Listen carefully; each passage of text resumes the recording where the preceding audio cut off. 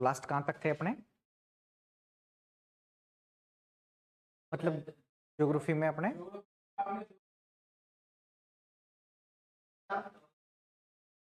और जो भी है, मतलब फिजिकल ज्योग्राफी और ह्यूमन ज्योग्राफी के बीच में अंतर संबंधों को हमने देख लिया था, और फिर 2-3 क्वेश्चन भी लिखे होंगे शायद के क्या संपूर्ण पृथ्वी पर विद्यमान है या नहीं है, और हाँ एक बायोटिक और अबायोटिक कंपोनेंट्स कौन कौन से, वो वाला मामला। तो ये तो है, ये थोड़ी लिखा था कि भौतिक मतलब क्या बोलते हैं ज्योग्राफी के जनक वगैरह ये लिखे थे क्या? 2-3 जो भी है, इरेटोस्थनीज, हिकेटियस और अलेक्जेंडर वॉन हम्बोल्ट, ये तीनों लिख लिए थे ना, ठीक है।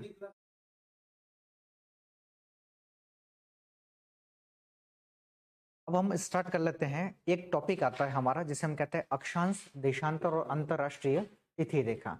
अब इस टॉपिक को क्यों पढ़ना जरूरी है, लैटिट्यूड, लॉन्गिट्यूड और इंटरनेशनल डेट लाइन, जैसे आप कहीं पर भी विश्व में भी पढ़ते हैं। मान लो अपन विश्व में कोई भी झील पढ़ रहे हैं, मान लो जैसे अपन एक बात करते हैं, लाइक एग्जाम्पल, एक झील का नाम सुना होगा आपने, विक्टोरिया लेक, नाम सुना है ना? कहाँ पर है विक्टोरिया झील? मीठे पानी की है, खारे पानी की है? मीठे पानी की है, यानी कि ये विक्टोरिया लेक एक प्रकार की फ्रेश वाटर लेक है। ये मीठे पानी की क्या है, झील है। और अगर मैं वहां पढ़ाते समय ये कहूँ कि विक्टोरिया झील के मध्य में से आपको 0 डिग्री जो लैटिट्यूड लाइन है, अर्थात जिसे हम भूमध्य रेखा कहते हैं, विषुवत रेखा कहते हैं, वह गुजरती है, तो हमें ये भी पता होना चाहिए कि ये रेखा है कौन सी, किस झील के बीच में से होकर के गुजरी है। फिर ये भी कई बार ऐसा सवाल भी आता है कि विश्व की सबसे बड़ी उष्ण कटिबंधीय झील कौन सी है, तब आंसर क्या होगा, विक्टोरिया झील। कि जो कैस्पियन सी हम विश्व में सबसे बड़ी झील देखते हैं, वो शीतोष्ण कटिबंधीय झील का उदाहरण है, ना कि उष्ण कटिबंधीय झील का। तो आजकल सवाल जब कभी भी ऐसे घुमा करके पूछता है ना, तो हम उसके लिए भी क्या रहे, थोड़ा सा कैपेबल रहे, ठीक है। कल एक आपको काम करना है, काम ये करना है कि एक मैप आता है जिसका नाम है ऑक्सफोर्ड, और कौन सा मैप लाना है, हाँ एटलस तो बहुत आते हैं, लेकिन एक नाम से ही आएगा, ऑक्सफोर्ड स्टूडेंट एटलस आएगा। और इस ऑक्सफोर्ड स्टूडेंट एटलस का कौन सा एडिशन लाना है आपको, 4th एडिशन में। अभी 4th और 5 इजीली मिल जाता है मार्केट में, हमें कौन सा चाहिए, 4th, 5th मत लेके आइएगा। और लाना किस मीडियम में है, ऐसा नहीं कि हिंदी में ले आओ उठा करके, क्योंकि हिंदी में गलतियां बहुत सारी हैं। तो जब तक हम वर्ल्ड ज्योग्राफी पढ़ेंगे, जब तक हम इंडियन ज्योग्राफी पूरी पढ़ेंगे, उसमें इस मैप का बहुत ज़्यादा क्या करेंगे, यूज़ करेंगे। तो एक तो वो होता है कि मैं चीज़ें आपको दिखा दूँ मैप में, कि ये चीज़ यहाँ पर, इसको मार्क कर दो। आपको समझ में नहीं आएगा तो आप थोड़ा सा क्या देखोगे, मार्क देखोगे, है ना। तो देखते हुए पैरेलल चीज़ें देखोगे, तब पता चलेगा कि मामला दरअसल है क्या। आपने 2 चीज़ें देखी होगी, एक है ताला, देखा ही है, एक है चाबी, नहीं, दोनों चीज़ें देखी है। तो ये जो ताला है ना, ये तो क्या है आपका, जो मैं लिखवाऊंगा, और इसकी चाबी किस में है। जब भी आप पढ़ो, तब एक तरफ तो नोट्स खुले रखिएगा, एक तरफ हमेशा मैप खुला रखिएगा, यानी जिस टॉपिक की अपन बात कर रहे हैं, तो वो बेटर तब समझ में आएगा जब एक साइड में आप क्या रखोगे, मैप ओपन रखोगे, तब चीज़ें एकदम सही समझ में आएगी। नहीं तो फिर चीज़ें क्या करते जाओगे, रटते जाओगे। फिर वही बात है कि रटा, और रटते रटते आप कहते थे कि सब्जेक्ट था मेरा, लेकिन इतना वास्ट था, इतना लेंथी था कि उसके बाद में ये समझ में नहीं आया कि सब्जेक्ट लेना चाहिए या नहीं लेना चाहिए। वैसा है नहीं दरअसल उसमें कुछ भी, ठीक है। तो हेडिंग डाल दो लैटिट्यूड, लॉन्गिट्यूड और international date line.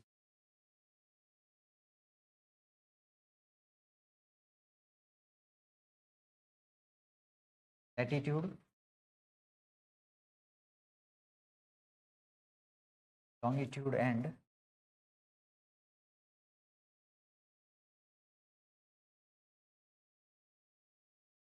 International date line.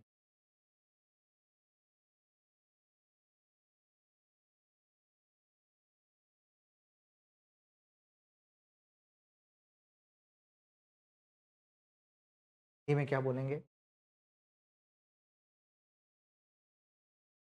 अक्षांश, देशांतर एवं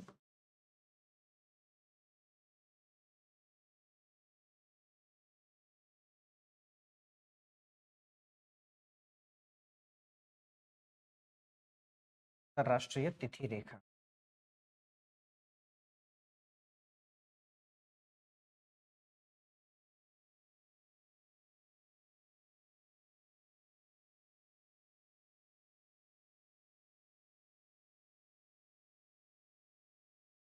अब इस चैप्टर में पार्ट कितने हैं? 3 हैं। लेकिन ये एक चैप्टर ना होकर के इसमें कितने चैप्टर है? 3 है। एक है लैटिट्यूड है, लॉन्गिट्यूड है और तीसरा है इंटरनेशनल डेटलाइन है। तीनों चीज हमारे काम आती रहेगी क्योंकि हमारे सिलेबस में वर्ल्ड ज्योग्राफी और इंडियन ज्योग्राफी लिखा है। और जब वर्ल्ड और इंडियन सिर्फ वो ऐसा ही लिखता है ना, कॉन्टिनेंट ओशियन, अब इसका मतलब क्या? वो सवाल कहीं से भी कुछ भी पूछ सकता है पूछने वाला। अब मान लो ज्योग्राफी में आपके लगभग वर्ल्ड और इंडिया से 7-8 सवाल जो भी आए, मान लो 7-8 सवाल तो केवल वर्ल्ड और इंडिया से आएंगे और कम से कम 10 एक सवाल आपके मान लो राजस्थान ज्योग्राफी से आएंगे। तो जो 7-8 सवाल वर्ल्ड और इंडिया से आ रहे हैं, अपना पूरा प्रयास रहेगा उसमें से कम 5 से 6 आपको कहाँ से मिल जाए? नोट्स से मिल जाए। बाकी धरती का सब कोई टीचर नहीं है, तो ये कहते हैं कि 7 से 7 या 8 के 8 आपके यहाँ से क्या हो जाएंगे? मिल जाएंगे। तो ऐसा तो संभव नहीं है, लेकिन कितने मिल जाएंगे आपको? 7-8 मिल जाएंगे। ठीक है, तो पहला स्टार्ट किसको करते हैं? अक्षांश को। तो सब हेडिंग क्या रहेगा अपना? लैटिट्यूड का मतलब है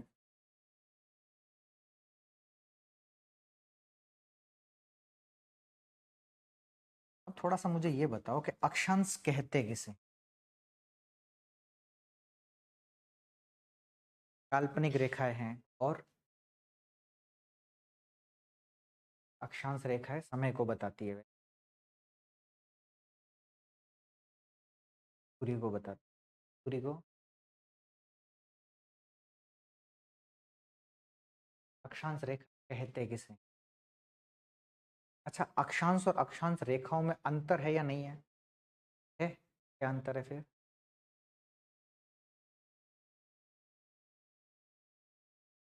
ठीक है, और अक्षांश रेखा? ठीक है, देखिए कुछ कुछ चीजें ठीक ठाक है, कुछ कुछ चीजें थोड़ा सा इम्बेलेंस हो रही है। पहले समझिए कि अक्षांश किसे कहते हैं और अक्षांश रेखा किसे कहते हैं, दोनों में अंतर है। यानी अक्षांश अलग है, अक्षांश रेखाएं अलग है। ठीक है क्या? वो देखिए थोड़ा सा।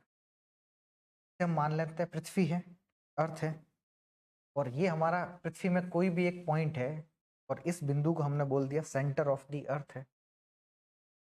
सेंटर ऑफ द अर्थ का मतलब क्या है?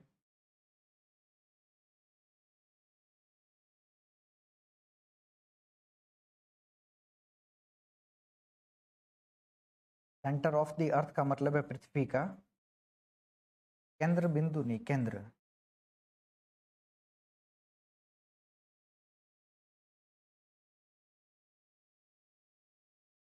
इस पृथ्वी के केंद्र से हमें एक रेखा है और उस रेखा का नाम है हमारे पास में 0 डिग्री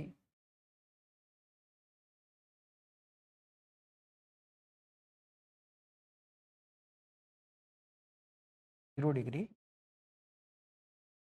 अक्षांश। या इसी रेखा को एक और नाम बोलते हैं हम लोग, सारे नाम ध्यान रखते चले। क्या नाम है? एक और नाम इसे ही कहा जाता है, कौन सी रेखा है? एक और नाम है,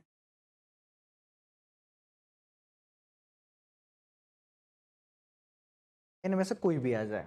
अब जब भी हम आगे कभी भी बात करें, मान लो कभी मेरे मुंह से निकल जाए कि 0 डिग्री लैटिट्यूड पर, या कभी मैं कह दूं कि इक्वेटर लाइन पर ये है, या कभी कह दूं विषुवत रेखा पर है, कहीं कह दूं भूमध्य रेखा पर, तो बात इनडायरेक्टली रूप से किसकी हो रही है? इस 0 डिग्री की हो रही है। इन रेखाओं को हमें क्या मानना है? आधार मानना है। आधार का क्या मतलब है? इन्हें बेस मानना है। यानी कि पृथ्वी के केंद्र से विषुवत रेखा को क्या मानना है? आधार मानना है। अब बचपन में जब हमें मैथ तो पढ़ी है, 6ठी से लेकर के 10वीं तक तो पढ़ी होगी, 11वीं 12वीं में तो नहीं पढ़ी होगी, तब भी अलग बात है, 10वीं तक तो पढ़ी है। और 10वीं तक मैथ पढ़ी थी तो मैथ में कई बार कोण भी बनाए होंगे, इतने डिग्री का कोण, इतने डिग्री का कोण, इतने डिग्री का कोण बनाए हैं। अच्छा, आपको उस समय कहा जाता था कि 45 डिग्री का कोण बनाना है, क्या काम करते थे भाई? कुछ नहीं करते थे। एक हमारे पास में ऐसा एक चांदा होता था, उसके बीच में एक पॉइंट होता था, उस बीच में पॉइंट पर रखा तो उसे तो क्या मान लो, सेंटर ऑफ द अर्थ। फिर उस बिंदु से हम एक रेखा खींचते थे, उसे क्या मान लो, 0 डिग्री लैटिट्यूड लाइन। और इस रेखा को आधार मानकर हम क्या खींच रहे हैं,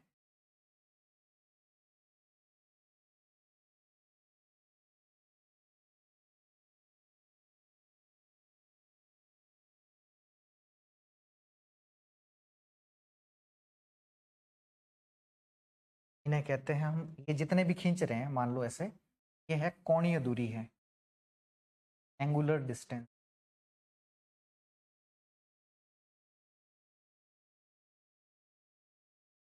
एंगुलर डिस्टेंस का क्या मतलब है?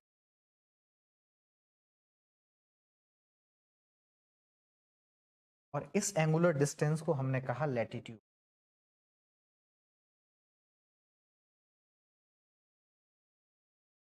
या फिर कहा लैटिट्यूड।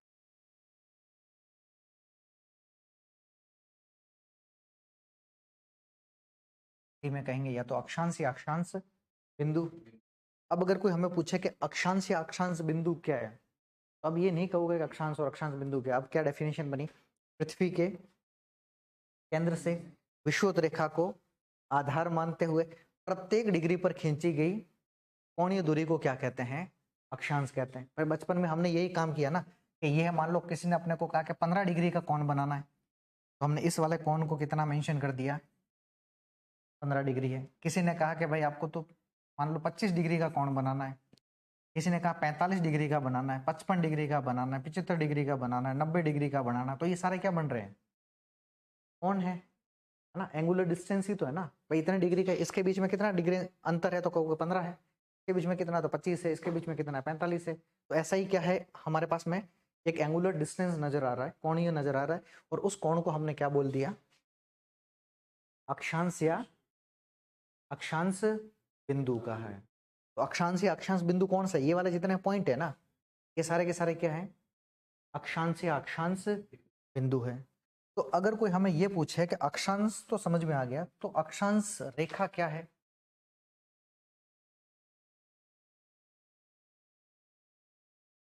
भाई लैटिट्यूड तो बता दिया, लेकिन लैटिट्यूड लाइन कौन सी है, तब क्या कहोगे,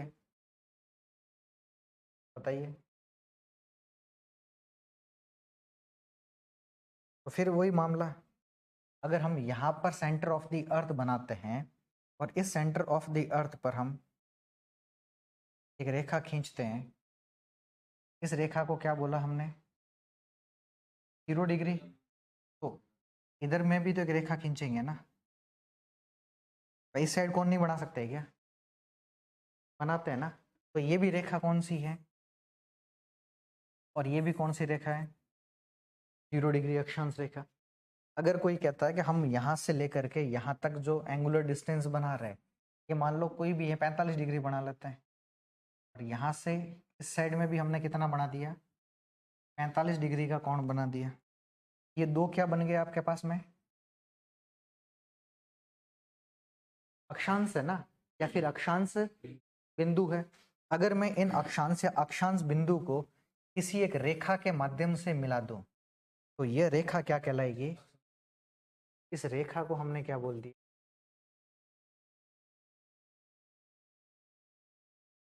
अक्षांश रेखा बोल दिया, या फिर इसमें हम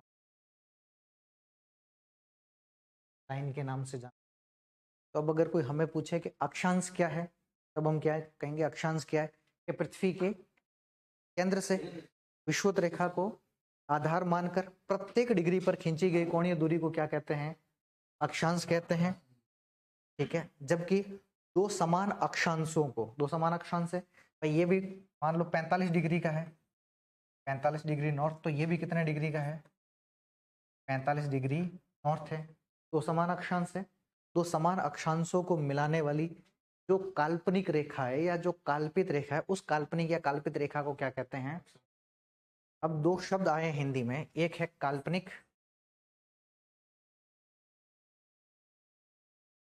रेखा, या फिर हम इसे ही क्या कहते हैं? काल्पित रेखा।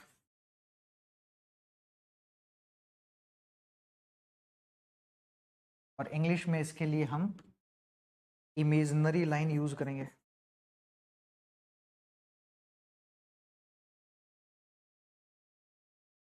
यही है। और इस रेखा को हमने क्या बोल दिया?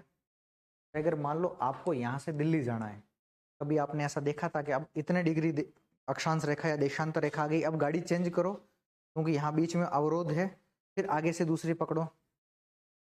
ऐसा हुआ है क्या? यानी यह ग्लोब पर कैसे खींची गई है? काल्पनिक तौर पर खींची गई है। इमेज नहीं करते आप।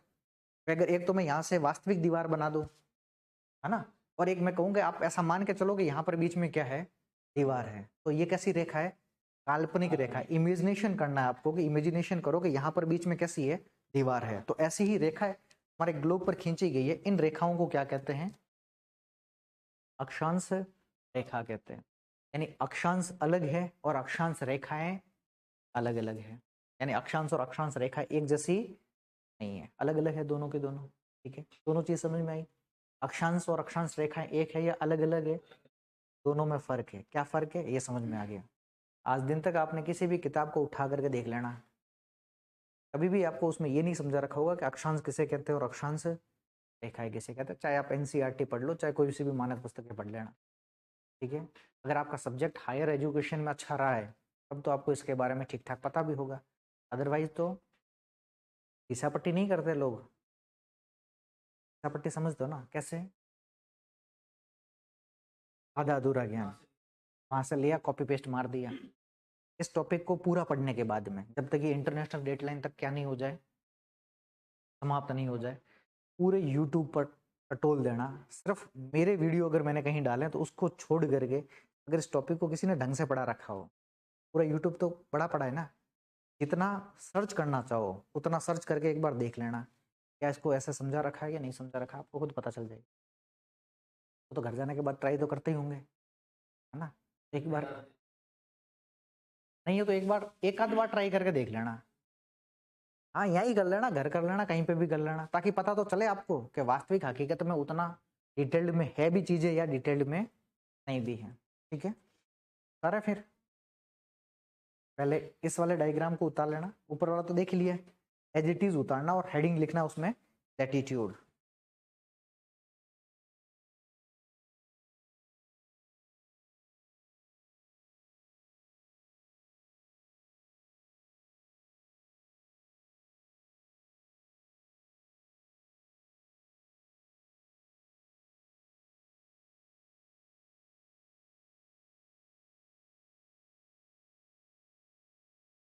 इतनी जल्दी मानसिक स्थिति बिगड़ेगी तो अभी तो 9 महीने हैं।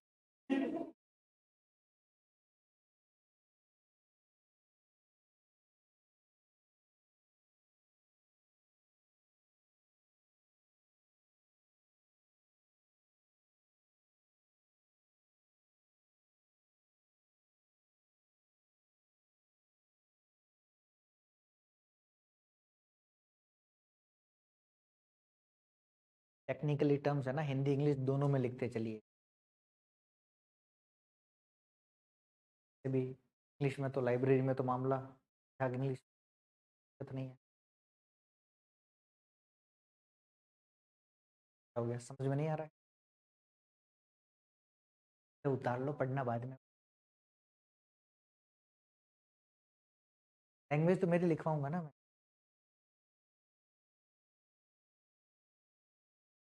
आप इंग्लिश मीडियम से हो? प्योर इंग्लिश मीडियम से हो? नहीं, आप इंग्लिश, आप चाहो तो मैं ज्योग्राफी पूरी इंग्लिश में लिखवा सकता हूँ, कोई दिक्कत नहीं है, अगर ऐसा मन में विचार हो तो।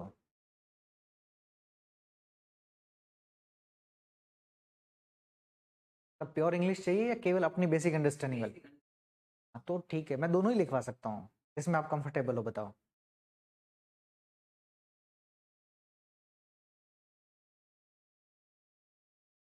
तो आप इंग्लिश में लिख लो, बाकी को हिंदी में लिखने दे दो।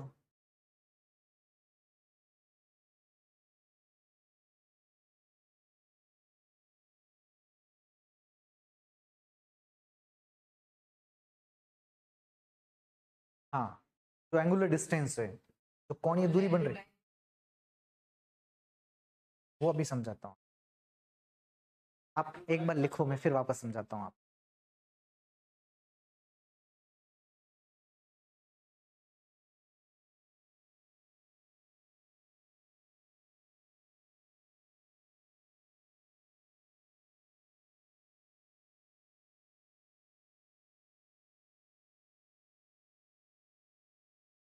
इंग्लिश नहीं आती है, हिंदी समझ में नहीं आती है? अच्छा,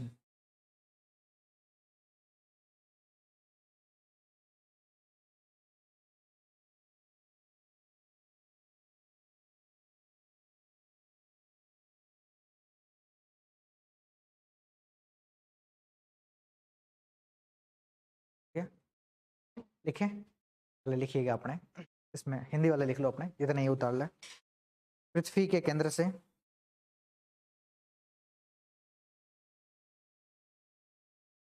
पृथ्वी के केंद्र से, हाँ अक्षांश में, पृथ्वी के केंद्र से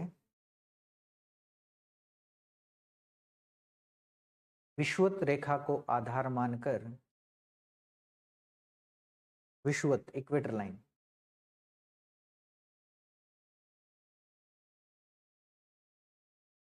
सही प्रोनाउंसिएशन विषुवत है, विश्वत नहीं होती है, विषु होता है वो।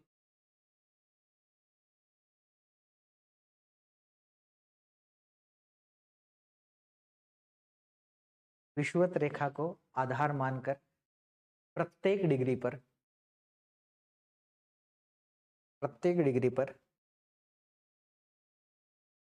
खींची गई, प्रत्येक डिग्री पर की गई कोणीय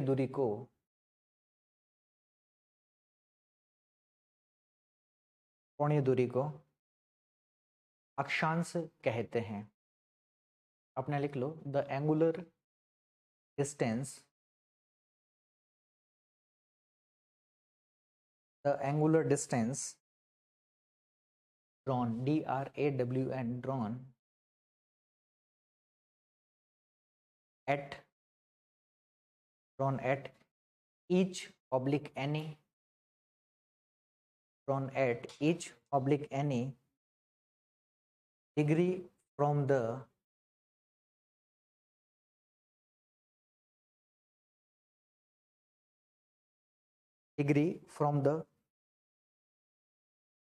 center of the earth,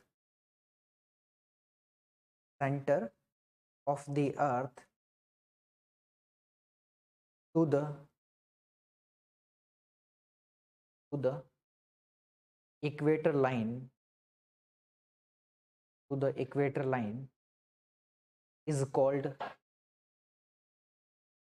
equator line, is called latitude oblique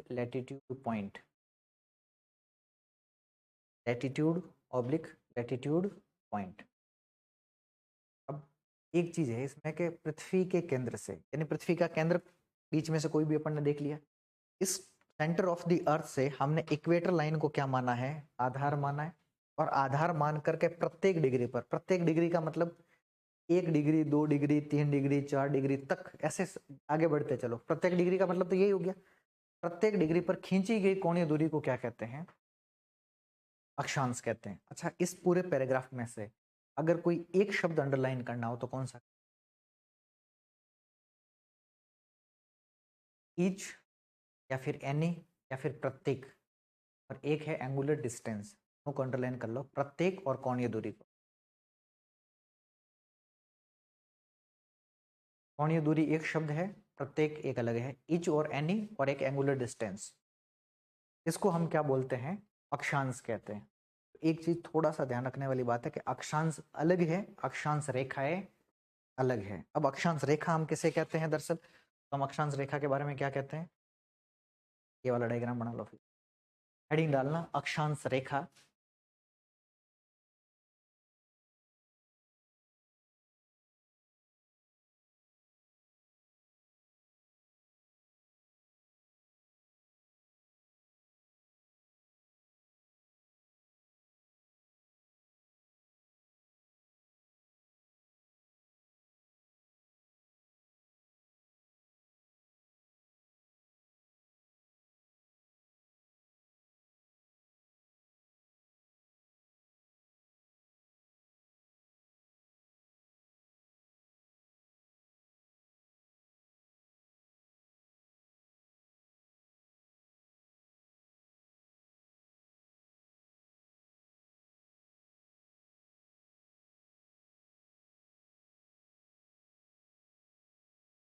English कहाँ से सीखी? 2018 तक इंग्लिश में ई भी नहीं आता था। कॉलेजों में पढ़े भले ही हैं, इंग्लिश कैसे पास की अपन खुद जानते हैं। फिर इंग्लिश स्पोकन ठीक ठाक हो गई दिल्ली जा करके। सबसे बड़ा कारण था कि मेरे साथ में एक आंध्र प्रदेश का लड़का रहता था, उसका नाम था अनिवेश बोंथू। अनिवेश बोंथू, और उसको हम लोग सब बाबू भाई कहते थे, शॉर्ट टर्म्स बाबू भाई। बाबू भाई देखिए ना फिल्म में यूज करते हैं ना। तो फिर उसको दो ही लैंग्वेज आती थी, या तो इंग्लिश आए या फिर तेलुगु आए, और अपने को दो ही लैंग्वेज आती थी, या तो हिंदी आए या मारवाड़ी आए। उसको हिंदी और मारवाड़ी नहीं आती, अपने को इंग्लिश और तेलुगु नहीं आती है। और फिर भी दोनों के बीच में कन्वर्सेशन का एक तरीका अच्छा कौन सा है? मैं बोलूँ टूटी फूटी, वो बोले फराटेदार में। तो टाइम तो लगा 2-1 साल का, लेकिन उसके साथ में थोड़ा सा इंग्लिश स्पोकन में क्या हो गई, हैबिट। उसके बाद में थोड़ी इंग्लिश स्पोकन ठीक ठाक हो गई, लेकिन स्पोकन अलग है और वैसे ग्रामेटिकल और ये वाली लैंग्वेज।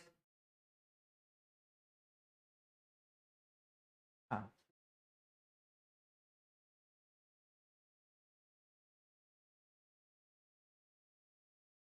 तो मेरे साथ में एक ऐसा ही घटना घटा है। 2018 के एसएससी बैच, एसएससी होता है ना, उस एसएससी सीजीएल में एक बैच में मुझे पढ़ा रहा था मैं। उन सर का मेरे ऊपर बहुत सपोर्टिंग है। तो कोचिंग में उन्होंने उस क्लास में, पहले तो हिंदी वाला बैच था तो अपने को दिक्कत आई नहीं ज्यादा।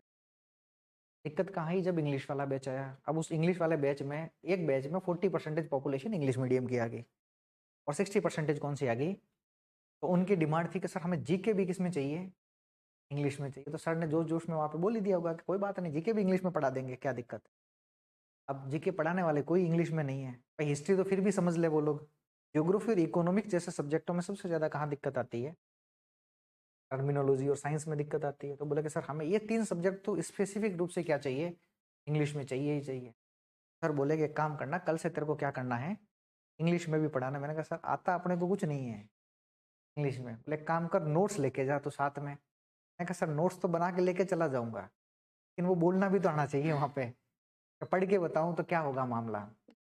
तो कोई बात नहीं, गलत ही तो पढ़ाएगा। उस समय ऑनलाइन वाला सिस्टम नहीं था, ताकि कोई वीडियो वायरल का सिस्टम ही नहीं था इतना। तो मैंने कहा कि सर मुझे आता कुछ नहीं। बोले कि गलत ही तो पढ़ाएगा, पढ़ा के आ जा, और को कौन सा पता है। वो जो आ रहे हैं उनको कौन सी इंग्लिश इतनी फराटेदार है, बस उनको तो चाहिए किसमें है। पर हिंदी तो तू ठीक ही लिखवा के आ रहा है। तो जो टर्म्स अगर दिक्कत आ जाए तो बोल देना कि ये क्या टर्म्स थोड़ा मेरी किताब में ऐसा ही लिखा हुआ था। क्या ठीक है सर। उस बहाने थोड़ी सी इंग्लिश क्या हो गई। फिर तो धीरे धीरे तो ज्योग्राफी पे अपने फोकस कर ही दिया, अब तो कोई दिक्कत नहीं आती है। ठीक है, तो डेफिनेशन लिखे फिर देखिएगा। अक्षांश क्या होती है पता चल गया। अब अक्षांश रेखा क्या होती है देखिएगा।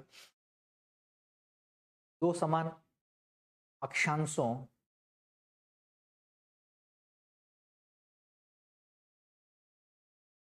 लिखिएगा, लैंग्वेज बदल जाएगी इंग्लिश में पूरी। दो समान अक्षांशों ऑब्लिक अक्षांश बिंदुओं, दो समान अक्षांशों ऑब्लिक अक्षांश बिंदुओं को मिलाने वाली काल्पनिक ऑब्लिक कल्पित, ब्रैकेट में लिख लेना इमेजिनरी लाइन। काल्पनिक ऑब्लिक कल्पित रेखा, ब्रैकेट में लिख लेना इमेजिनरी लाइन। काल्पनिक ऑब्लिक कल्पित रेखा, ब्रैकेट में इमेजिनरी लाइन को अक्षांश रेखा कहते हैं। तो इमेजिनरी लाइन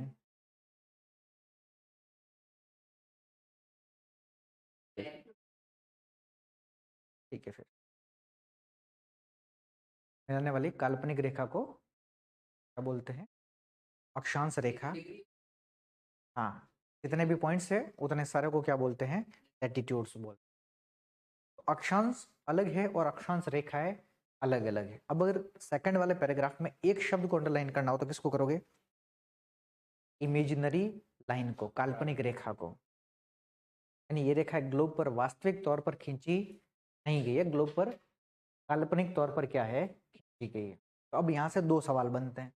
पहला सवाल यह है कि पृथ्वी पर अक्षांशों की संख्या कितनी है, और दूसरा है कि पृथ्वी पर अक्षांश रेखाओं की संख्याएं कितनी है। ठीक है, एक सवाल लिखिएगा, how many latitudes are there on the earth. पृथ्वी पर अक्षांशों की संख्या कितनी है, पृथ्वी पर अक्षांशों की संख्या कितनी है।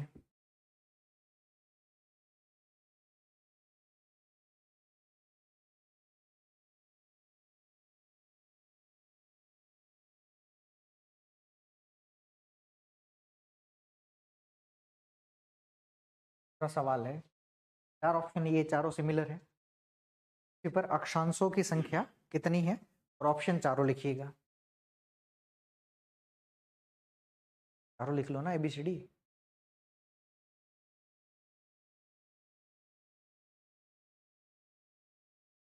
अब दूसरा सवाल है, how many latitude lines are there on the earth. पृथ्वी पर अक्षांश रेखाओं की संख्या कितनी है।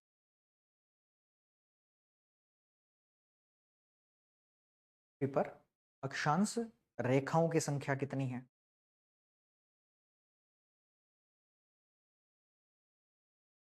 ऑप्शन चारों के चारों यही है।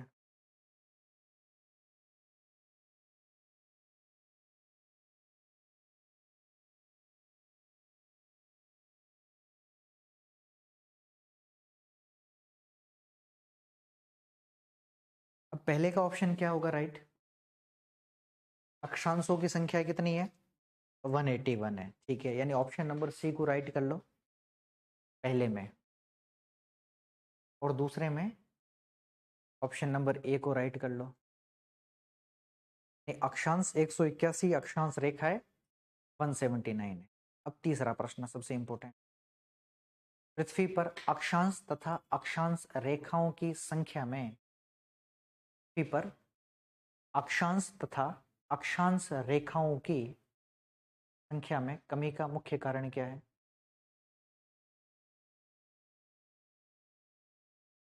पृथ्वी पर अक्षांश तथा अक्षांश रेखाओं की संख्या में कमी का मुख्य कारण क्या है।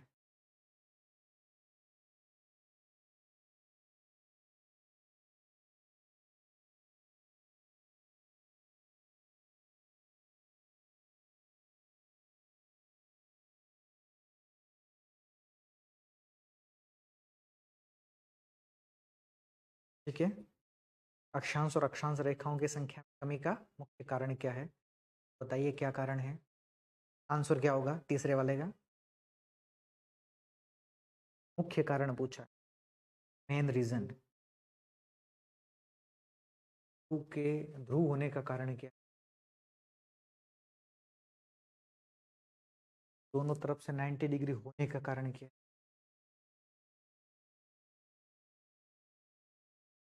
कुछ तो मेन रीजन होगा ना, क्या कारण है कुछ, या ऐसे भाई, अक्षांश और अक्षांश रेखाओं की जो संख्या है उसमें कमी मिल रही है। अक्षांश दो ज्यादा है, अक्षांश रेखाएं दो कम है। उस कमी का मुख्य कारण क्या है, मेन रीजन क्या है। पॉइंटों में उस कोणीय दूरी के न बनने का मुख्य कारण क्या है, डिस्टेंस कम होने का मुख्य कारण, बिंदु के बनने का कारण, अरे पृथ्वी का आकार, शेप ऑफ द अर्थ। तो आंसर है पृथ्वी का वास्तविक आकार, पृथ्वी का वास्तविक आकार, ये इसका मुख्य कारण है। अभी समझा।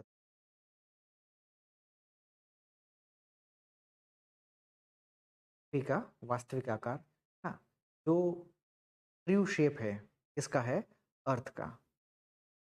अब एक प्रश्न ही बनता है, अगला प्रश्न लिखिएगा, what is the true shape of the earth. पृथ्वी का वास्तविक आकार क्या है, what is the true shape of the earth.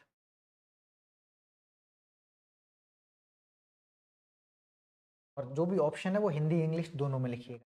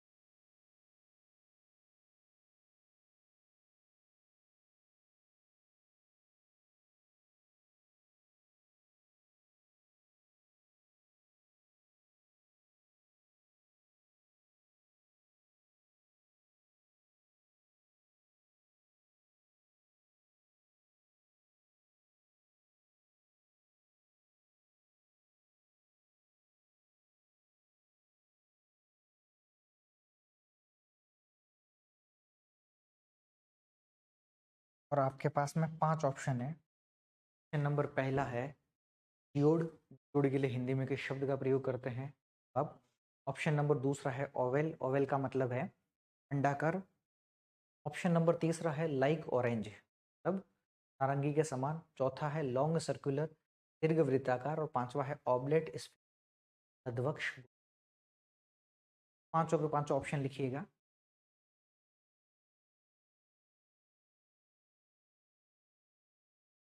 और प्रश्न क्या है? What is the true shape of the अर्थ? हमें पृथ्वी के कैसे आकार की बात करनी है? वास्तविक आकार की। हमें पृथ्वी का ट्रू शेप कैसा देखने को है?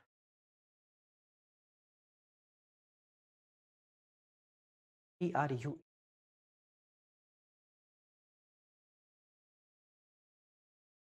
वास्तविक। TRUE है ना? रियल कह दो। ट्रू।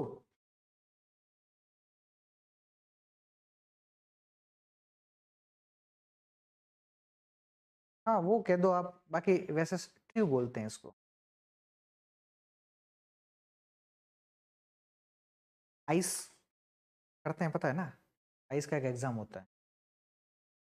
आइस समझते हो ना क्या? आईलाइट्स वाला आइस कहते हैं उसको। हाँ आइट्स का, अगर वो आईलाइट्स मतलब बाहर जाते वाले नहीं करते लोग बाग।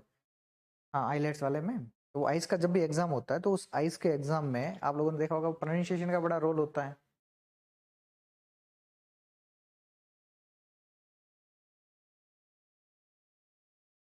कुछ भी समझ लो, अपना रियल देख लो फिर। अब तो सही है। हाँ तो अब बता दो। ऑबलेट स्फेरॉइड, लध्वक्ष गोलाभ। ल ध, आधा ध व श। अब इसका आंसर क्या होगा? Oval shape, very good. और योर शेप। कमाल की बात है, सभी सही है, गलत कुछ भी नहीं। यानी ये पृथ्वी के सभी क्या है? आकार है, लेकिन एक शब्द नहीं लिखा हुआ मिलता ना, वास्तविक। तब तो राइट आंसर है सारे, लेकिन वो लिख ही रहा है क्या? वास्तविक आकार। तब क्या आंसर होगा? जब हम एनसीईआरटी पढ़ते हैं क्या लिखा हुआ मिलेगा? वाह, जियोड है। और जब हम हायर एजुकेशन में जाते हैं तब क्या लिखा हुआ मिलता है? ऑबलेट स्फेरॉइड है, लध्वक्ष गोलाभ है। अब इन दोनों में अंतर क्या है? अच्छा, आप में से शादी किस किस की हो रखी है? एक। और हो रखी है तो हो रखी है, क्या दिक्कत है? दो? नहीं रखी है। क्यों मजाक कर रहा है? नहीं। अच्छा, आपका रिलेशन देखने वाले घर आए थे, मतलब ससुराल वाले आपके घर आए थे रिलेशन देखने के लिए? तो उस समय आप मौजूद थे या नहीं थे? आप नहीं थे, आप मौजूद थे। अच्छा, सगाई कब हुई है अपनी? अब तो, अब तो क्या डिजिटल जमाना, अब तो घर वाले आते हैं तो पहले व्हाट्सएप पे, इंस्टाग्राम पे सब आपके कुकर देख करके आते हैं। हैं? तो आज तो डीपी पहले चेक करके आता है कि व्हाट्सएप पर कितना सोना दिख रहा है छोरा। लेकिन जमाना वो सोचिए जब 90 के दशक से पहले की बात करते हैं, जहां पर लोगों के पास में संसाधन इतने उपलब्ध नहीं थे। फोटो तो बहुत कम लोगों के घरों में हुआ करती थी, तो उस समय फोटोओं का भी बहुत अच्छा ट्रेंड था कि आप स्पेसिफिक रूप से लोग बाग याददस्ती के लिए फोटो खिंचवा करके घर में कलेक्शन करते थे। आज आप में से कितने लोग हैं जिन्होंने स्टूडियो में जाने के बाद में पिछले 2-3 सालों में फोटो भी खिंचवाई? केवल पासपोर्ट को छोड़ करके। अभी तो हम किस पे फोकस करते हैं? पासपोर्ट साइज पे फोकस करते हैं। अच्छा, 90 के दशक से पहले अगर मान लो आपके घर में रिलेशन आया और उस समय आप मौजूद नहीं थे उस तात्कालिक कंडीशन में, तो घर वाले क्या काम करते थे कि आपके जैसा ही कोई दिखने वाला सिमिलर व्यक्ति, है ना, उस पूरे गांव में आपका चाचेरे भाई में वगैरह कोई तो होगा जिसका कद काठी रंग रूप आपके जैसा होगा। फिर उसको दिखा के क्या कहते हैं? इसको देख लो, मेरे लड़के को देख लो, मेरा लड़का इससे 20 या 19 नहीं है। घर की मारवाड़ी में कहावत है, घर री मान चुड़ैल कोई नहीं के। मतलब खुद की माँ को कोई भी चुड़ैल कोई नहीं बोलेगा, तो अपने बेटे को कौन घर वाले बोलेंगे कि सबसे निकम्मी औलाद है मेरी? ये तो कह ही नहीं सकते। यानी कि उस समय दिखाना किसको था? आपको। दिखाया किसको? किसी दूसरे को। लेकिन दोनों के बीच में क्या किया? कंपैरिजन, कि दोनों कैसे दिखते हैं। तो उस समय की बात जरा सोचिए, जब लोग बाग को के पास में उपलब्ध संसाधन तो क्या कुछ भी नहीं था, है ना, जिसके बारे में लोग जानते ही नहीं थे। तब किसी भूगोलवेता ने कहा होगा कि पृथ्वी का आकार जियोड है। तो लोगों ने बोला कि हमें क्या पता कैसा है आकार, जियोड होता क्या है। तो उन्होंने बोला कि भाई साहब अंडा देखा है?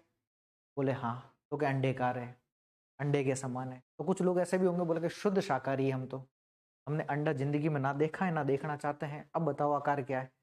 बोले अंडा नहीं है तो नारंगी को देख लो, मौसमी को देख लो, है ना, उसका और पृथ्वी का आकार सेम है। कोई लोग बोले कि भाई साहब हम तो इतने खानदानी गरीब है कि सपनों में भी नारंगी नहीं आती। तो बोले गोल घेरा करके देख लो, है ना, बड़ा सा वो देख लो, तो आपको लॉन्ग सर्कुलर वैसा ही नजर आ जाएगा। अब इस बात को बताने के लिए उन्होंने कुल मिलाकर के जो चीजें बताई है, वो कहने का तात्पर्य क्या था कि मान लो ये हमारी अर्थ है और इस अर्थ में कुछ रेखाएं और बीच में एक रेखा है जिसका क्या नाम है 0 डिग्री लैटिट्यूड लाइन है। यानी इस 0 डिग्री लैटिट्यूड लाइन यानी कि बीच में पृथ्वी कैसी है, उभरी हुई है। मौसमी को देखोगे तो कैसी है, बीच में से उभरी हुई है। और इस लैटिट्यूड लाइन से जब आप पोल्स की तरफ चलते हो, तो पोल्स का मतलब इस साइड चलोगे तो नॉर्थ पोल की ओर चलोगे, और अगर इस डायरेक्शन में चलोगे तो साउथ पोल की ओर चलोगे। भाई दो ही तो पोल है ना। तो ये है 90 डिग्री नॉर्थ पोल, 90 डिग्री उत्तरी ध्रुव, और ये है 90 डिग्री साउथ पोल है, 90 डिग्री दक्षिणी ध्रुव है, यही है। तो अब इसको बीच में से देखो कि बीच में से तो ये क्या है, उभरी हुई है, लेकिन ध्रुवों की तरफ जाते हैं जब इसकी जो लंबाई है उसमें लगातार क्या नजर आ रही है, कमी। हाँ? लंबाई कैसी है, कम है। तो इस शेप के लिए जिस शब्द का प्रयोग किया वो शेप कौन सा था, तब हम कहते हैं कि इसके लिए योड कह दो, अंडाकार कह दो, नारंगी के समान कह दो, लॉन्ग सर्कुलर कह दो, राइट, स्फेरॉइड शब्द का यूज करें। शेप तो वैसा ही है, बीच में से उभरी हुई है। अब इस 0 डिग्री से मैं किस तरफ चला, 90 की तरफ चला। तो 0 से 90 चला तो मुझे कितने पॉइंट्स मिले यहाँ पर, 90। तो एक 90 तो ये काउंट कर लो। मैं इस 0 से फिर कितना चला, 90, तो अगला कितने काउंट करना है। क्या ये 0 डिग्री नहीं है क्या, ये भी तो एक पॉइंट है ना, तो इसका मतलब 0 डिग्री भी शामिल है। ये कितने हो गए, तो ये 181 दरअसल क्या है, अक्षांश बिंदु है। कि अक्षांश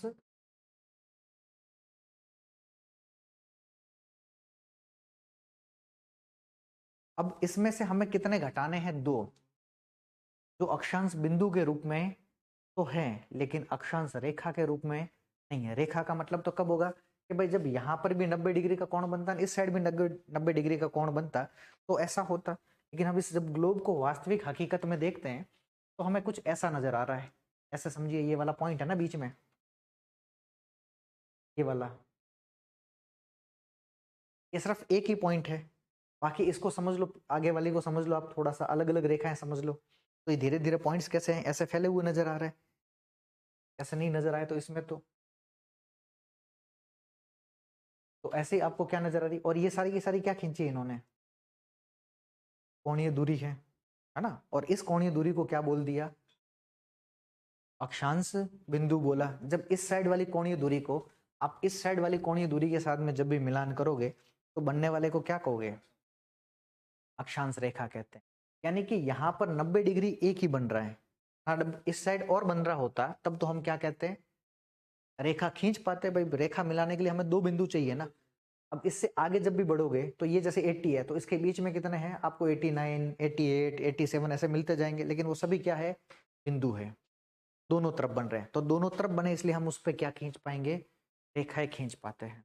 यानी अक्षांश अलग है, अक्षांश रेखाएं अलग अलग है। तो अक्षांश और अक्षांश रेखाओं में सबसे बड़ा अंतर क्या है कि अक्षांश तो बिंदु होते हैं जबकि अक्षांश रेखा 2 बिंदुओं को मिलाने वाली काल्पनिक या कल्पित रेखाएं होती है।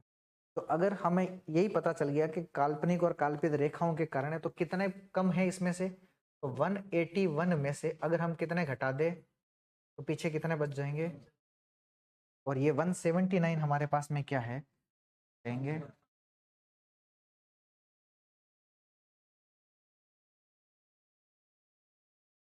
लाइन है।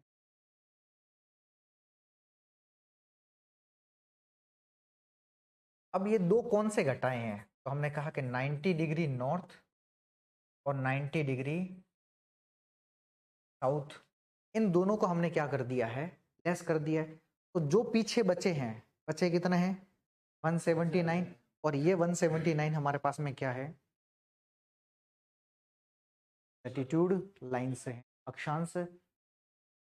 तो पृथ्वी पर अक्षांश और अक्षांश रेखाओं में संख्या में कमी का मुख्य कारण पृथ्वी का वास्तविक आकार है। और पृथ्वी का वास्तविक आकार कौन सा है, अरे जियोड या फिर ऑब्लेट स्फेरॉइड है, तो दोनों में से कोई भी आ जाए तो राइट है।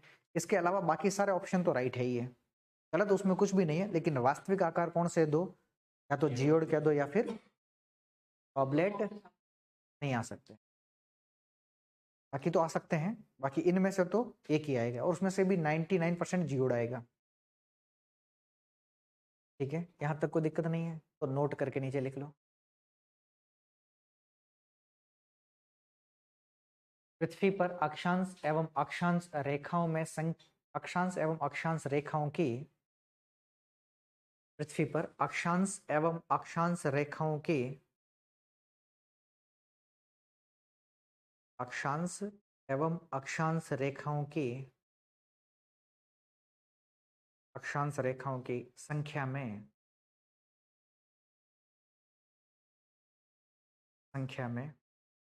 कमी का मुख्य कारण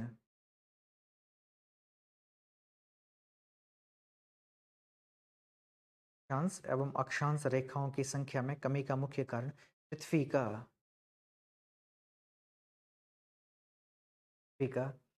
जियोड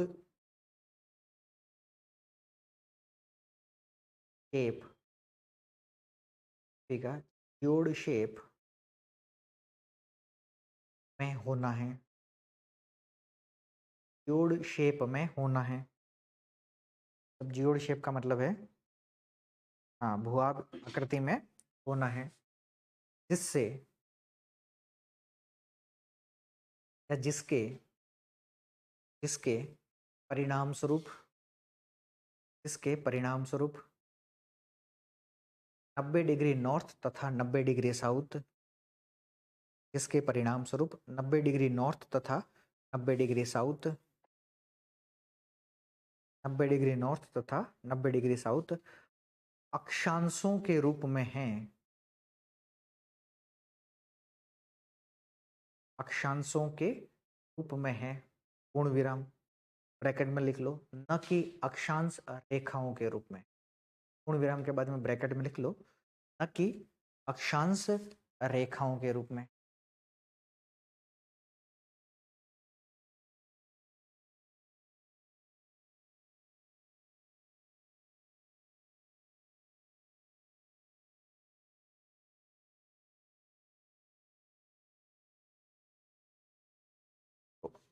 कुछ चीजें पता चली कि अक्षांश क्या है, अक्षांश रेखा क्या है, अक्षांश और अक्षांश रेखाओं की पृथ्वी पर संख्या कितनी है, अक्षांश और अक्षांश रेखाओं की संख्या में कमी का मुख्य कारण क्या है।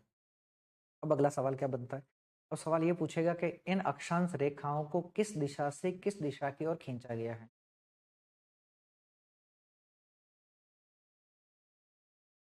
बताओ, इनको किस डायरेक्शन में खींचा गया है,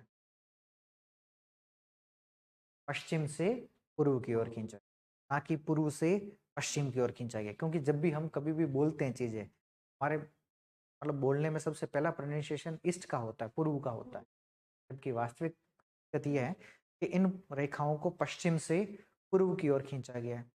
तो मैंने पहले ही दिन अपन ने कल बात की थी कि हमें भूगोल का अध्ययन करना है, कैसा, वैज्ञानिक और तार्किक। पश्चिम से पूर्व की ओर खींचा गया तो इसका भी तो कोई कारण होगा ना, बिना कारण खींच सकते हैं या नहीं, कुछ तो कारण रहा होगा कि इनको खींचने का कारण पश्चिम से पूर्व ही क्यों है। तो आपने बसों में ट्रेनों में यात्रा तो की होगी, धक्के खाए होंगे, और बसों में ट्रेन में यात्रा की है तो कभी स्टंट करने का भी काम किया होगा, चलती बस से उतरने का प्रयास किया होगा, कुछ मतलब धीरे गति पे तो प्रयास तो किया। जब प्रयास किया था तब आप जिस डायरेक्शन में बस जा रही थी उसी डायरेक्शन में उतरने का प्रयास किया या विपरीत डायरेक्शन में। विपरीत डायरेक्शन में करते हो तो, है ना? तो ये जो अर्थ है ये अपने एक्सिस पर, अपने ध्रुव मतलब एक्सिस पर, अक्ष पर किस दिशा से किस दिशा की ओर घूमती है? तो पृथ्वी अपने अक्ष पर पश्चिम से पूर्व की ओर घूमती है। तो जब पश्चिम से पूर्व की ओर घूमेगी तो आप रेखा को पूर्व से पश्चिम खींच सकते हो। इनको अभी किस डायरेक्शन में? पश्चिम से। आपको पूछे कि पश्चिम से पूर्व की ओर क्यों किया गया है? पृथ्वी का अपने अक्ष पर पश्चिम से पूर्व की ओर कारण घूर्णन गति के कारण, यानी उसकी घूर्णन गति कैसी है? पश्चिम से। नोट करके लिखिए। अक्षांश रेखाओं को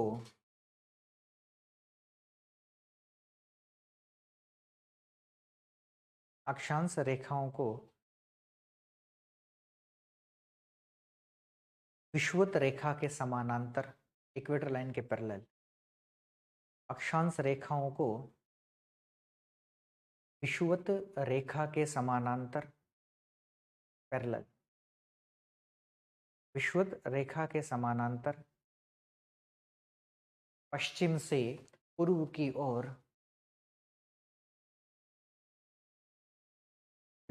वेस्ट टू, यानी भी इंग्लिश काम की नहीं।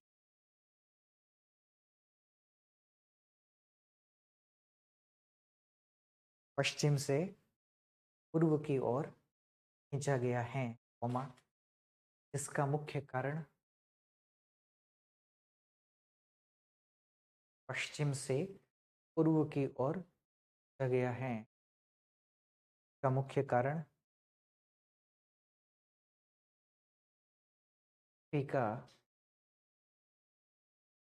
पृथ्वी का अपने अक्ष पर, अक्ष का मतलब एक्सिस, पृथ्वी का अपने अक्ष पर पश्चिम से पूर्व की ओर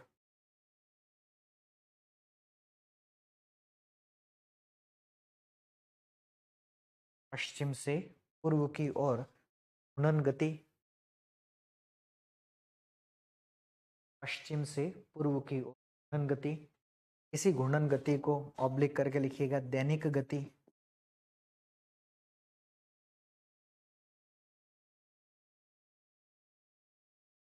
फिर ऑब्लिक कीजिए। मंदिर गए हो कभी? गए हो? नहीं है? मान लो ये कोई मंदिर है तो नहीं, लेकिन मानने में क्या जाता है?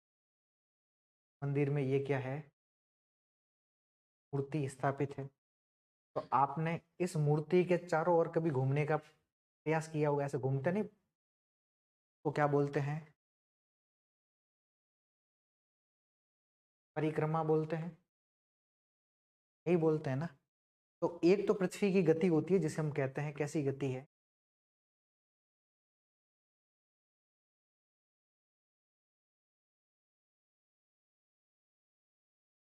परिक्रमण का मतलब क्या हो गया? कि जब पृथ्वी सूर्य के चारों ओर क्या करेगी?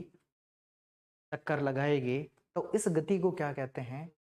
परिक्रमण गति कहते हैं। ठीक है? इसी परिक्रमण गति को हम दूसरे नाम से क्या जानते हैं? इंग्लिश में बोल रिवोल्यूशन बोलते हैं, रिवोल्यूशन कहते हैं। एक होता है कि आप अपने ही मतलब ऐसे कोई लोग होते हैं ना जो यूं घूमते हैं, मंदिर में जाते हैं, जहाँ खड़े हैं उसी जगह क्या कर रहे हैं? घूम रहे हैं। तो उस गति के लिए हम एक शब्द क्या प्रयोग करते हैं? दैनिक गति, या फिर परिक्रमण की जगह परिभ्रमण लिखा हुआ मिलेगा। ठीक है, एक और नाम क्या है? परिभ्रमण गति, और इंग्लिश में इसे बोलते हैं रोटेशन।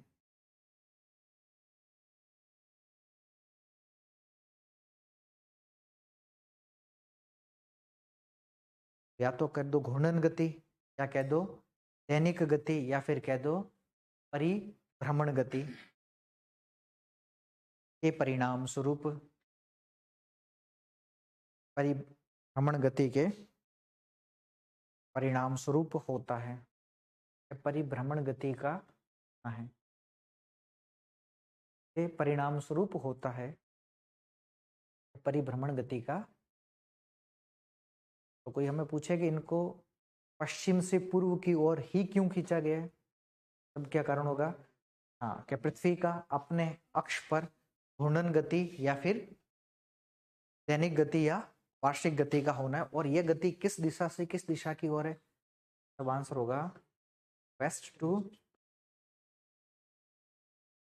यही है। अब आपके मन में एक और सवाल आना चाहिए।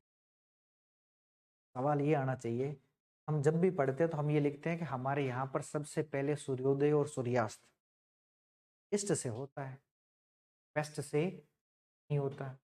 उसका क्या कारण है? कि पूर्व से ही सूर्य के उदय होता है। उल्टा भी तो हो सकता था, पश्चिम से भी हो सकता था। हाँ भाई, जैसे अगर मान लो ये आपकी अर्थ है, ये अपनी अर्थ है, और ये घूम कैसे रही है? वेस्ट टू ईस्ट घूम रही है। और हमारे यहाँ पर सोलर सिस्टम है ना, सौर मंडल है। उस सौर मंडल में बहुत सारे हमारे पास में क्या है, ग्रह है या नहीं है? है। कौन कौन से हैं? तो एक तो हमारे पास में सबसे मुख्य तो कौन है? सूर्य। सूर्य के पास वाला ग्रह कौन सा है? अरे बुध है ना। उसके बाद में है, उसके बाद में मंगल है, उसके बाद में बृहस्पति है, उसके बाद में शनि है, उसके बाद में अरुण है, और फिर अरुण है यानी यूरेनस और नेपच्यून है। यानी कि Jupiter, Saturn, Uranus, Neptune, Mars, Earth हो गए आपके, वीनस और मरकरी है। ये सारे के सारे ग्रह है। अच्छा, इन ग्रहों को बोलते हैं हम आंतरिक ग्रह। इन ग्रहों को बोलते हैं बाह्य ग्रह। उसमें पृथ्वी भी हमारा क्या है? एक ग्रह है। और यह ग्रह किस दिशा से किस दिशा की ओर घूमता है? कहते हैं कि वेस्ट टू ईस्ट की ओर क्या करता है? घूमता है। ठीक है। अब सूर्य उस साइड है, हम कैसे घूम रहे हैं?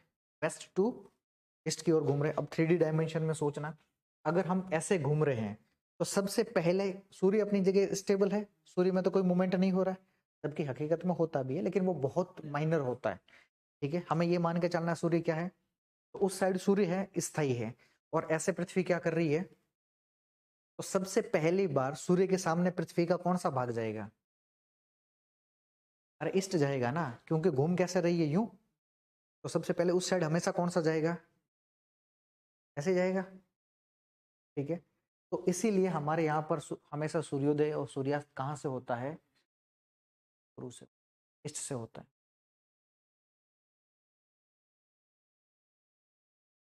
अर्थ दो तरीके से घूमती है, अपने अक्ष पे भी घूमती है, सूर्य के चारों ओर भी घूमती है। वो वर्ष में एक बार जाएगी, और ये पर दिन में 24 घंटों में एक बार होगा। वो अभी तो अपन ने बात की थी, वो कौन सा गति गई? दैनिक और वार्षिक गति नहीं बताई। मैंने कहा ना कि सूर्य के, आप मंदिर गए हो, मंदिर अभी परिक्रमा नहीं बताई थी क्या? तो वो पृथ्वी किसके चारों ओर घूम रही है, तो वो साल में एक बार ही होता है। तभी तो वार्षिक गति लिखा है उसको, परिक्रमण गति को, और ये है परिभ्रमण गति है। ठीक है। तो एक सवाल यहां से और पता चला क्या, कि हमारे यहाँ पर पृथ्वी वेस्ट टू ईस्ट की ओर घूमती है, इसीलिए हमारे यहाँ पर हमेशा सूर्योदय और सूर्यास्त ईस्ट में सबसे पहले होता है। नोट करके नीचे लिख, सैटेलाइट्स,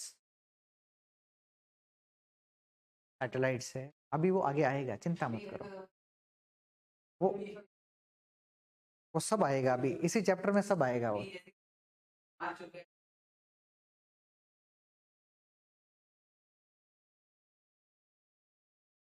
वो सब आएगा आगे, स्टेप बाय स्टेप में आएगा, है ना। लिखिएगा आगे, नोट करके एक लाइन लिखिएगा। पृथ्वी अपने अक्ष पर, पृथ्वी अपने अक्ष पर, पृथ्वी अपने अक्ष पर पश्चिम से पूर्व की ओर, पृथ्वी अपने अक्ष पर पश्चिम से पूर्व की ओर पश्चिम से पूर्व की ओर क्या करती है? परिभ्रमण, परिक्रमण नहीं, क्या है? परिभ्रमण। हाँ लिखा था ना, परि, हाँ वही परिभ्रमण। परिभ्रमण करने के परिणाम स्वरूप, परिभ्रमण का मतलब रोटेशन, परिभ्रमण करने के परिणाम स्वरूप सूर्योदय एवं सूर्यास्त हमेशा, सूर्योदय एवं सूर्यास्त हमेशा, सूर्योदय एवं सूर्यास्त हमेशा कहाँ से होता है?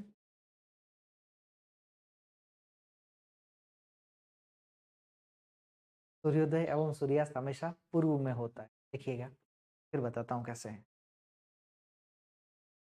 सूर्योदय, सूर्योदय एवं सूर्यास्त पूर्व में होता है। हमारे यहाँ पर हम राजस्थान ज्योग्राफी पढ़ते हैं, इंडियन ज्योग्राफी पढ़ते हैं, तो सबसे पहले सूर्योदय कहाँ पर होता है? राजस्थान में, भरतपुर या धौलपुर। और सबसे पहले सूर्यास्त, सबसे बाद में सूर्योदय, सबसे बाद में सूर्यास्त है। अरे पृथ्वी का यही आंसर है ना, पृथ्वी का अपने अक्ष पर पश्चिम से पूर्व की ओर घूर्णन गति के कारण या परिभ्रमण गति के कारण होता है। तो अभी तो बताया, अभी तो बताया ना।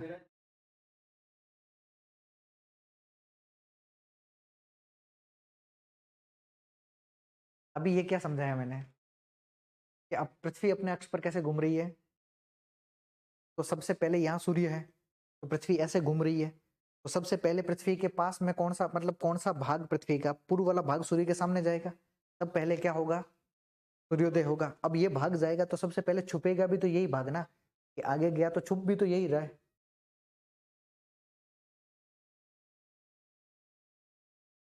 पृथ्वी घूम कैसे रही है? पृथ्वी यूं घूम रही है क्या? उत्तर से दक्षिण की ओर थोड़ी घूम रही है भाई। अगर मान लो, हाँ पूर्व है, हाँ, सबसे पहले कौन सा वाला भाग आएगा? हमेशा, हमेशा जब सामने वाली बात आएगी पहली बार में तो, हाँ, तो फिर बाद में सूर्योदय वहां हुआ, पहले कहां पर होगा?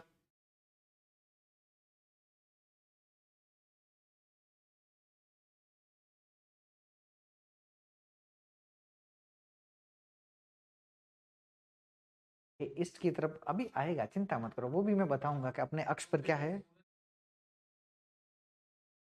कि थोड़ा सा वो इक्विनॉक्स वाला मामला आएगा ना, जब मैं एक बार बताऊंगा कि कर्क रेखा क्या है, मकर रेखा क्या है। थोड़ा सा प्रैक्टिकल हो गया समझिए। इस साइड मान लो सूर्य है आपका, और आप घूम, मैं यहाँ खड़ा हूं और मैं ऐसे घूम रहा हूँ, ठीक है? तो मेरा सबसे पहला वाला भाग जो सामने जाएगा वो है पूर्व वाला भाग। मान लो ये पूर्व है, ये मेरी पीठ क्या है? पश्चिम है। तो मैं सबसे पहले सूर्य के सामने ऐसे घूमूंगा तो मेरा सबसे पहला भाग कौन सा जाएगा? तो जहां पर मेरी सूर्य की रोशनी मेरे यहाँ पर पड़ेगी, तो वहां तो क्या होगा? दिन। और जैसे ही मैं सूर्य से ऐसे घूम जाऊंगा तो वहां यहाँ पर रोशनी पड़ेगी क्या? नहीं। तो इसे क्या कहेंगे? रात। तो सूर्य सनसेट होना चालू हो जाएगा ना धीरे धीरे, फिर रात आने चालू हो जाएगी। तो यहाँ जब रोशनी नहीं पड़ेगी तो रोशनी कहाँ पर पड़ेगी? पीछे की तरफ में। तो वो भाग कौन सा है? पश्चिम वाला भाग है ना। फिर वापस मैं घूमूंगा, एक दिन दिन और एक जगह रात होती है। और आगे हम पढ़ेंगे कि दिन और रात की जो अवधि होती है, उस अवधि को अलग करता है। मान लो कि एक हिस्से में दिन है, एक हिस्से में क्या है? रात है। तो दिन और रात को अलग करने वाली भी तो एक रेखा होगी ना, उसे बोलते हैं सर्किल ऑफ इल्यूमिनेशन। नॉर्वे आएगा ना, हमेशा दिन नहीं होता है, 6 6 महीने दिन और रात का मामला होता है।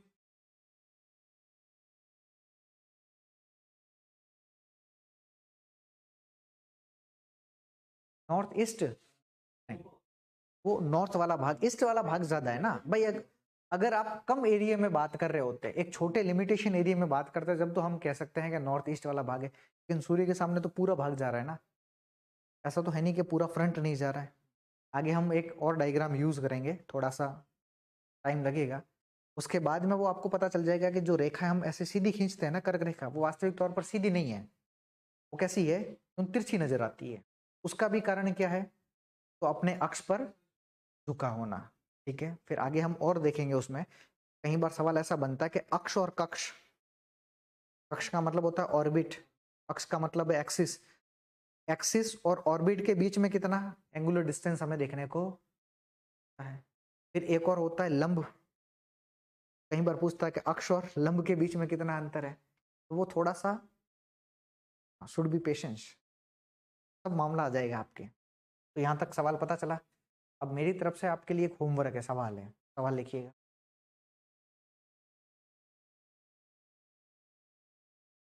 ढूंढ के लाओगे ना, नहीं लाओगे ढूंढ के तो लाओगे ना, वेरी गुड। फिर देखिएगा, सौर मंडल में मौजूद ग्रहों में से, सोलर सिस्टम, सौर मंडल में मौजूद ग्रहों में से कौन से ऐसे ग्रह हैं,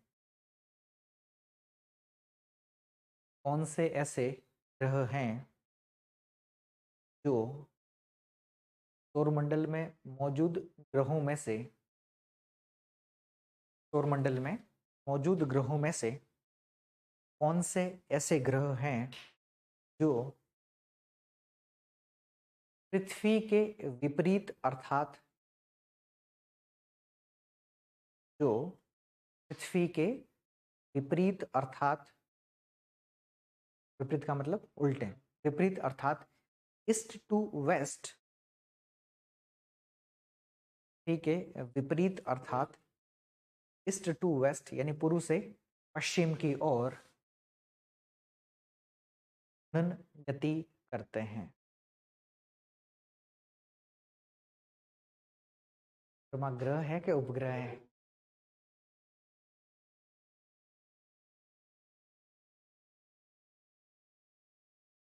इतना तो ढूंढ ही लोगे अब। ये 8 ग्रह हैं, अभी अपन ने बात की है ये, इन 8 ग्रह, हाँ तो 8 ही सोलर सिस्टम में, तो यही ग्रह हैं अपने। कोई बात नहीं, थोड़ा सा सर्च करोगे तो पता चल जाएगा, गूगल वूगल का सारा लेकर के, और जितना भी सर्च कर पाओ, ताकि पता तो रहे कि इसमें से ऐसा कुछ मामला भी है। ठीक है, इतना तो कर ही दोगे, दिक्कत में कोई कमी नहीं आएगी यहाँ तक तो। ठीक है, अब तक हमने क्या समझा है, हमने ये समझा है कि हमारी जो अर्थ है वो अपने अक्ष पर 23.5 डिग्री क्या है, झुकी हुई है, और इस अर्थ पर झुकी होने के कारण ये अर्थ वेस्ट टू ईस्ट की ओर क्या करती है, रोटेशन करती है, जिसके परिणाम स्वरूप जितनी भी देशांत सॉरी अक्षांश रेखा है, जितनी भी लैटिट्यूड लाइन है, इनको वेस्ट से ईस्ट की ओर क्या किया गया है, खींचा गया है। ठीक है, और अगर हमें कोई ये पूछे कि ये जो रेखाएं खींची गई है, इन तमाम खींची गई रेखाओं में से सबसे लंबी रेखा कौन सी है, 0 डिग्री है। और 0 डिग्री से जैसे जैसे आप उत्तर की तरफ बढ़ते हो तो वैसे वैसे रेखाओं में क्या नजर आती है, कमी देखने को मिलती है। तो क्या मैं इसको ऐसे कह सकता हूँ क्या कि विषुवत रेखा पर जो पृथ्वी की लंबाई है वो सबसे अधिक है, या विषुवत रेखा सभी अक्षांश रेखाओं में सबसे लंबी है ना। इसके बाद में ये रेखाएं धीरे धीरे क्या होती जाती है, कम होती जाएगी। फिर सवाल बनेगा कि इस 0 डिग्री और जो ऊपर की तरफ में रेखा है, इनके बीच में जो गैप कम हुआ, ये कितने किलोमीटर का गैप क्या होता गया, क्योंकि यहाँ पर व्यास अलग है, जिसे हम बोलते हैं भूमध्य रेखीय व्यास पृथ्वी का, और यहाँ पर कहते हैं ध्रुवीय व्यास। तो पृथ्वी के भूमध्य रेखीय व्यास और पृथ्वी के ध्रुवीय व्यास के बीच में कितना अंतर हमें देखने को मिलता है, एक सवाल ऐसा भी बन सकता है ना। मल्टी डायमेंशन में जब भी आप सोचोगे तो सवाल तो एग्जामिनर कुछ भी पूछ सकता है, दिक्कत नहीं है यहाँ तक तो। ठीक है, अब थोड़ा और देखिएगा, ये कल बात करेंगे क्या होता है इसके बारे में ना। अब मन में एक सवाल आता है कि हमारे पास में ये जो रेखाएं हैं, में एक है हमारे पास में 0 डिग्री रेखा है,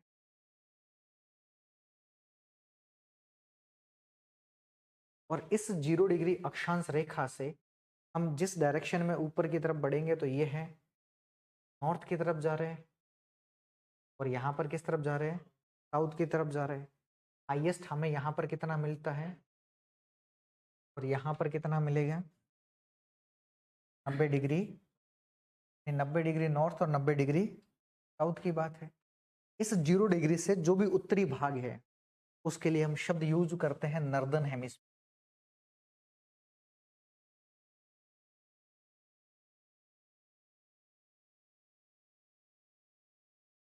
नॉर्दर्न हेमिस्फीयर का मतलब है उत्तरी गोलार्ध। गोलार्ध का क्या मतलब है? गोले का आधा भाग। और इस 0 डिग्री से जो भी दक्षिणी भाग है उसके लिए हम शब्द यूज करते हैं सदन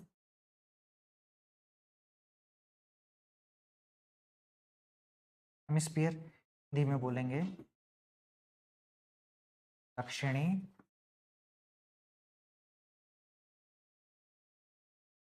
गोलार्ध। यानी 0 डिग्री जो रेखा है ये हमारे ग्लोब को दो भागों में क्या करती है? विभाजित करती है। इस 0 डिग्री से उत्तर वाला भाग उत्तरी गोलार्ध और 0 डिग्री से दक्षिण वाला भाग, तो जो भी 0 डिग्री से उत्तर वाली रेखाएं होगी उन तमाम रेखाओं के पीछे क्या लिखा हुआ मिलेगा? नॉर्थ। और जो भी दक्षिण वाली होगी उनके पीछे क्या लिखा हुआ मिलेगा? तो जब कभी भी हम कुछ भी लिख रहे हैं, मान लो कहीं बार मैं लिखते समय ऐसे लिख लूं कि 45 डिग्री एन लिख लो, तो इस एन का मतलब क्या है? किस गोलार्ध की बात कर रहा हूँ? उत्तरी गोलार्ध की बात कर रहा हूँ। और अगर मान लो मैंने ऐसा लिख लिया 65 डिग्री, तो इसका मतलब किसकी बात कर रहा हूँ? साउथ की बात कर रहा हूँ, है ना। कई बार बीच में मान लो शब्द यूज हो जाए, पता ना चले क्या मामला है, ठीक है। तो ये थोड़ा सा यहाँ पर और देखते हुए चलिएगा, इसको छाप लो फिर लिखिएगा।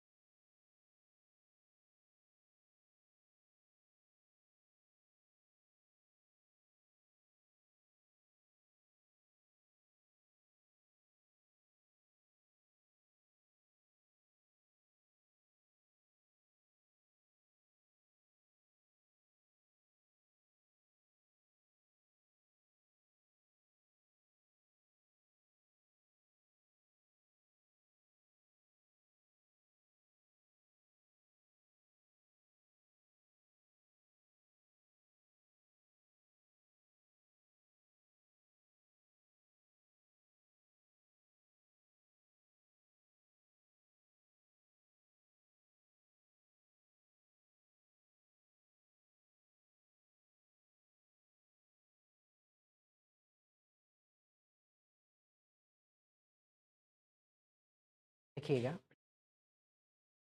0 डिग्री अक्षांश रेखा के माध्यम से 0 डिग्री अक्षांश रेखा के माध्यम से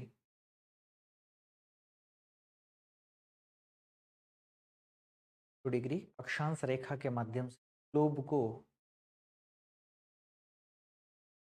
दो भागों में 0 डिग्री अक्षांश रेखा के माध्यम से ग्लोब को दो भागों में विभाजित किया जाता है। 0 डिग्री अक्षांश रेखा के माध्यम से ग्लोब को दो भागों में विभाजित किया जाता है। का उत्तरी भाग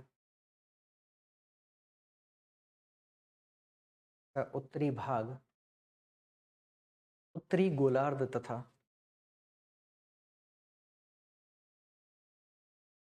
उत्तरी गोलार्ध तथा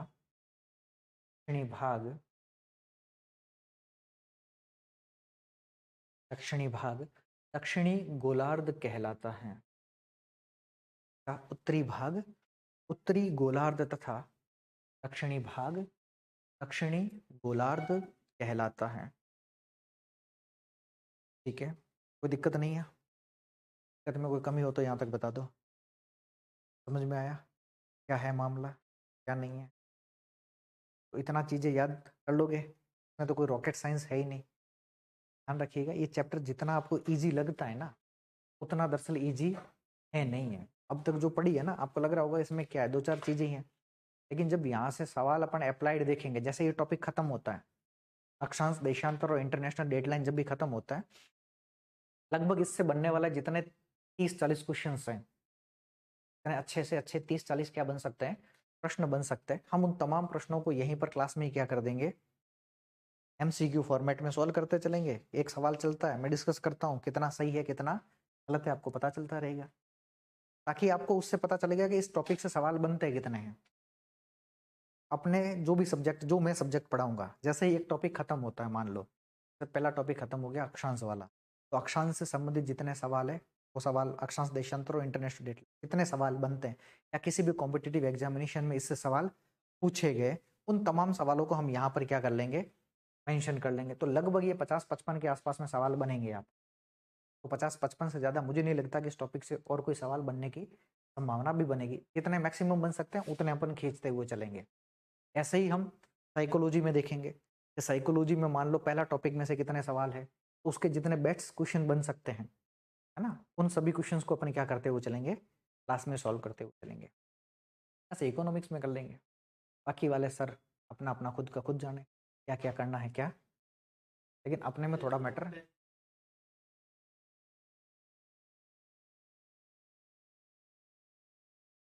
दोनों ही हो जाएगा ना, उसमें तो क्या दिक्कत है भाई। जो क्वेश्चंस मैं यहाँ करवा रहा हूँ, है ना, जो पहले आपको मैं ऐसे ही क्वेश्चन पेपर निकाल करके दे दूंगा कि आपके पास में 20 मिनट है और इस 20 मिनट में आपको ये 50 सवाल या 60 सवाल या 70 सवाल जो भी है, जितने सवाल है उसके अनुसार मिनट देख लेंगे कि उतने मिनट में आपको करके देने हैं। अब वो 20 सवाल जितने भी है उन सवालों को अपन यहाँ क्या कर देंगे, सॉल्व कर देंगे, ताकि आप उसमें थोड़ा बहुत मेंशन भी करते रहोगे, कोई दिक्कत नहीं है ना, ताकि उससे क्या चलेगा, टॉपिक भी साथ साथ चलता रहेगा और क्वेश्चन आंसर फॉर्मेट भी अपने क्या है, साथ साथ चलता रहेगा। तो आज यहीं तक रखते हैं, बाकी की चर्चा इसमें कल करेंगे।